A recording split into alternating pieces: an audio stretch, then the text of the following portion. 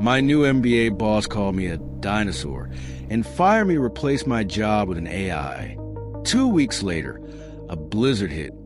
The entire state's power grid was about to explode, and I was the only person on Earth who knew the manual override code.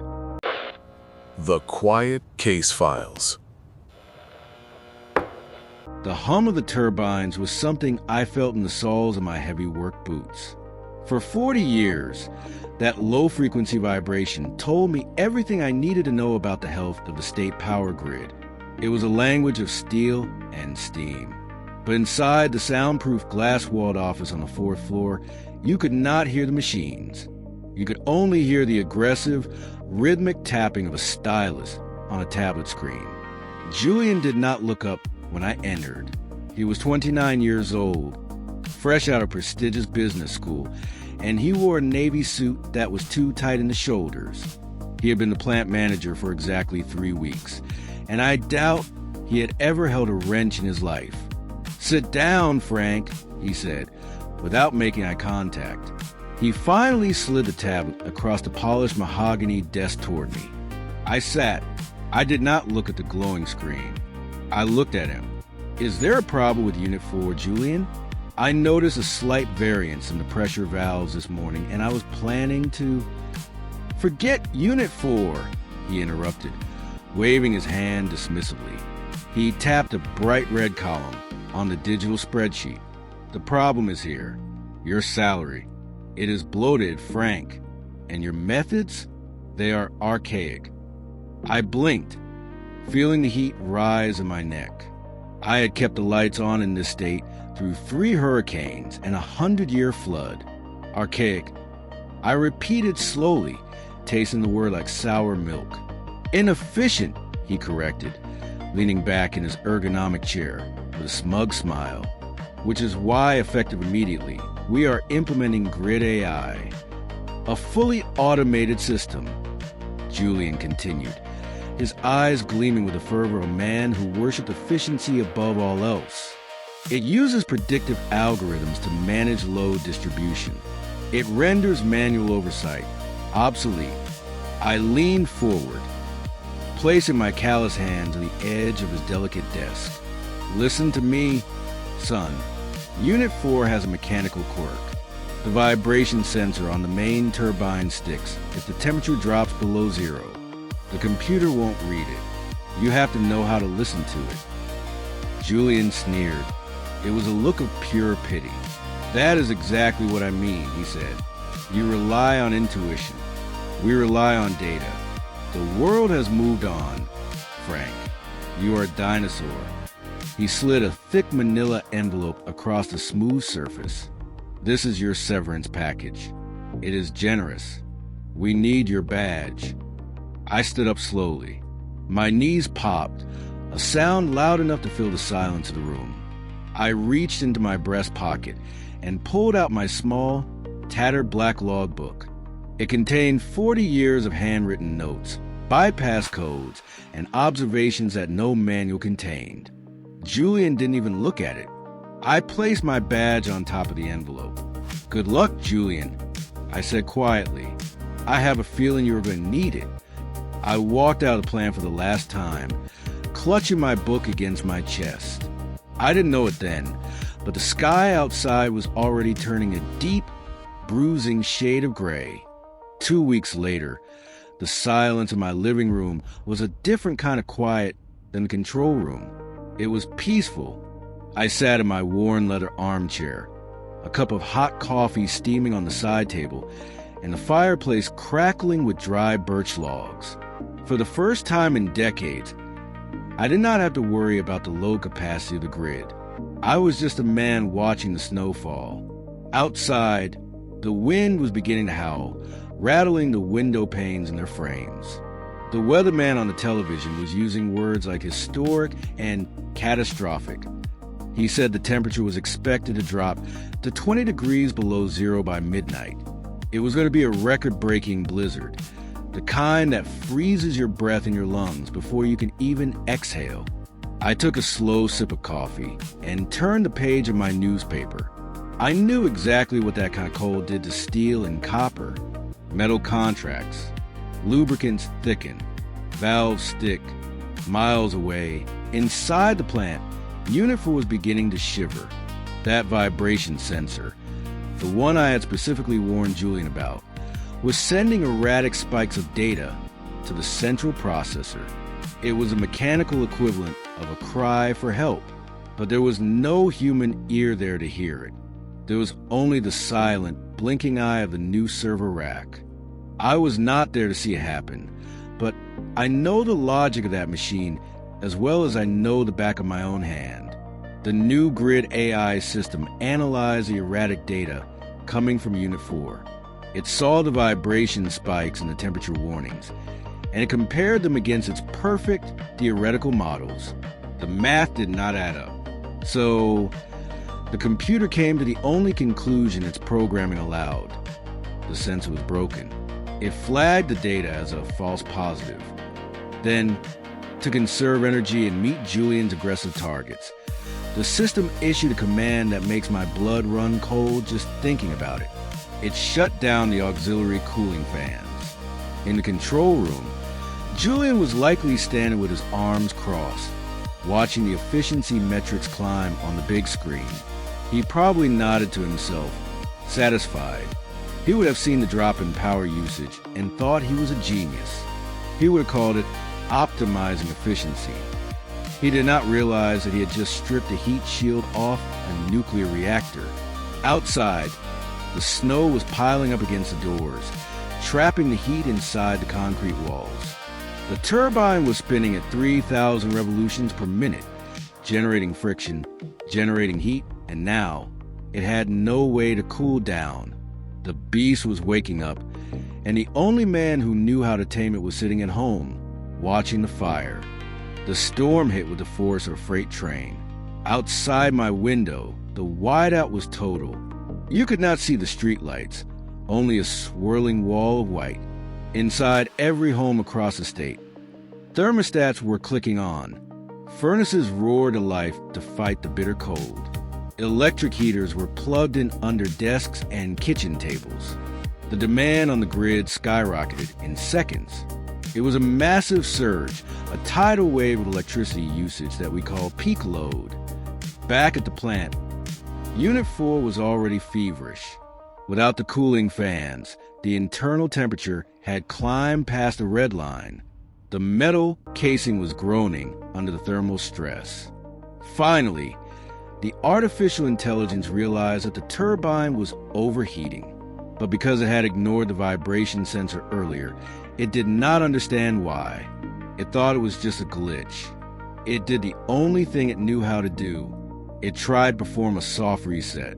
It cut the power to the turbine, waited 5 seconds, and tried to spin it back up. But the heat had expanded the metal. The shaft seized. The system faulted. The computer tried again. And again, it was locked in a reboot loop, hammering the stress machinery over and over. In the control room, the silence was shattered. The master alarm began to scream, a piercing electronic wail that meant we were losing control. The lights in my house flickered once. Then they buzzed, dimmed to a dull orange, and flared bright white before stabilizing. I put my coffee cup down slowly. "That's a frequency dip," I whispered to the empty room. They just lost a major generator. At the plant, panic was setting in. The loss of Unit 4 destabilized the entire grid. To prevent a total collapse, the safety breakers tripped on 3 substations. Instantly, 40,000 homes went dark. In the dead of a blizzard, at 20 below zero, that wasn't just an inconvenience. It was a death sentence. I can only imagine the scene in Julian's office. His phone must have been vibrating off the desk. The board of directors would be on the line, demanding answers he did not have. Julian, the man of data and spreadsheets, was now staring at a wall of red warning lights. He ran out onto the control floor, his tie loose, sweat beading on his forehead. "Override the code," he screamed at his team of junior engineers. Force it to restart. But the young engineers just stared at their screens, their faces pale in emergency lighting.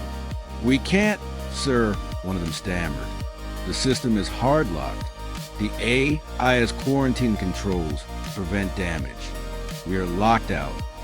Julian hammered his fist on a console. "There has to be a way." There was, but it wasn't on a screen. And the man who knew it wasn't in the building. The temperature in the control room was rising, both literally and figuratively. The engineers were frantically scrolling through digital PDF manuals on their tablets, their fingers swiping across glass screens that offered no answers. They searched for vibration error and manual override, but the results came back empty. The documentation for the new system was clean, streamlined, and completely useless for a catastrophic mechanical failure of a 40-year-old turbine. "It's not here," a young technician shouted, her voice cracking with fear. "The manual says to contact a vendor, but the support line is automated." Another junior engineer, a quiet kid named David who had started just a few months before I left, looked up from his console. He took a deep breath. "Frank knew," he said. His voice was small in the chaos. Julian spun around, his eyes wild. "What did you say?" "Frank." David repeated, louder this time. He had a notebook, a black logbook. He wrote down the bypass sequence for the governor. "He told me once that you have to trick the solenoid manually." Julian didn't wait. He sprinted to my old desk, which was now pile high with unfiled reports. He yanked the drawers open, dumping pens and paper clips onto the floor. He tore through the files, tossing them aside like garbage. "Where is it?" he screamed. "Where is the book?" He found nothing, just an empty drawer. He had watched me take it with me 2 weeks ago. He hadn't cared then. Now, it was the most valuable object on Earth. The phone in Julian's pocket rang again. It wasn't the board this time. It was the CEO. Julian answered, his hand shaking so badly he almost dropped the device. "Sir, we're working on." "I don't care what you're working on, Julian." The voice on the other end was cold and sharp, cutting through the noise of the alarms. "I am watching our stock price freefall in after-hours trading. The governor just declared a state of emergency. People are freezing. If that grid goes down completely, this company is finished. And so are you." Julian swallowed hard. "The system, it won't let us in.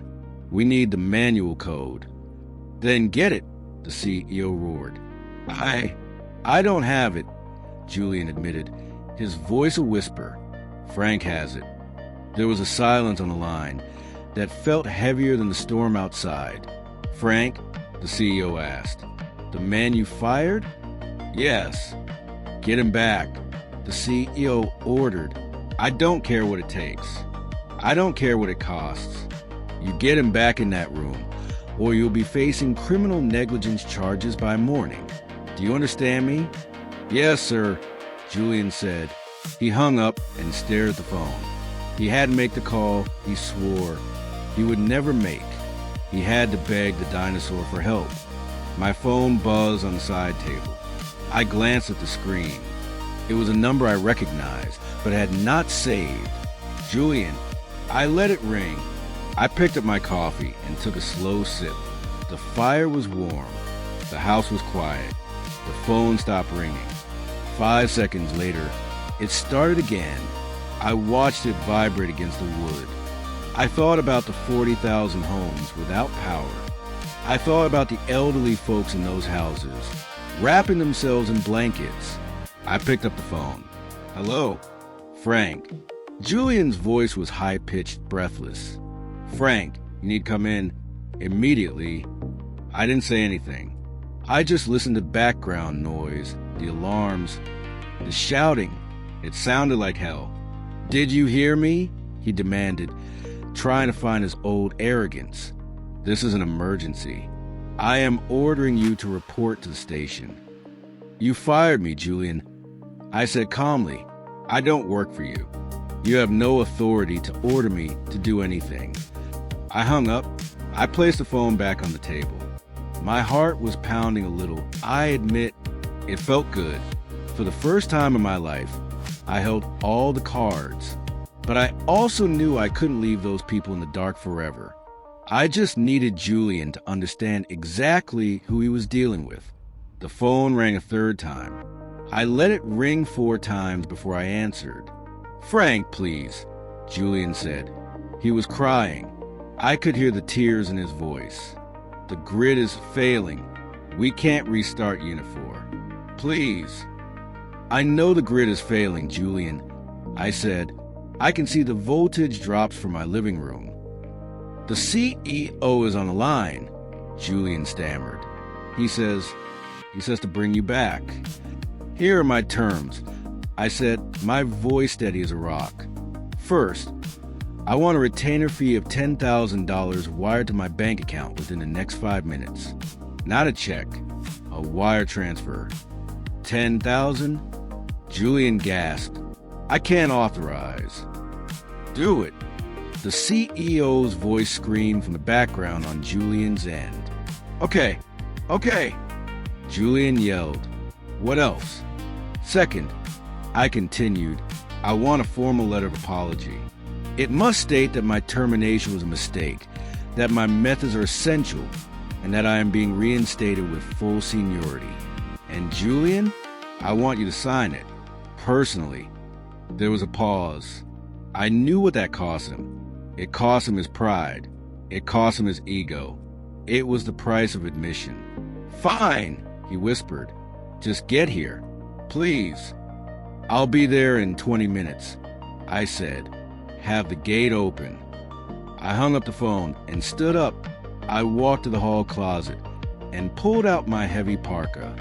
I grabbed my boots, and then I reached into my pocket and touched the worn leather cover of my logbook. It was time to go to work.